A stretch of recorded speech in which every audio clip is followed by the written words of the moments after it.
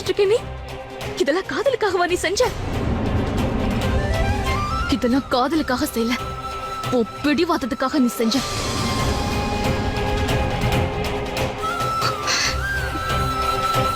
நீ என்ன காதலிக்கல, வெறும் அடையணும்னு மட்டும்தான் ஆசைப்பட்ட.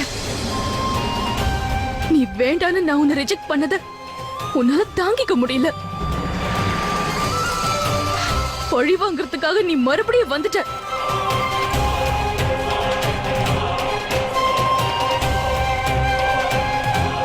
உனக்கு என்ன வேணும்?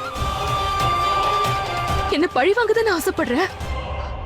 சரி, உனக்கு இதான வேணும். என்ன முழுசா எடுத்துக்கோ ரவி, எடுத்துக்கோ எடுத்துக்கோ.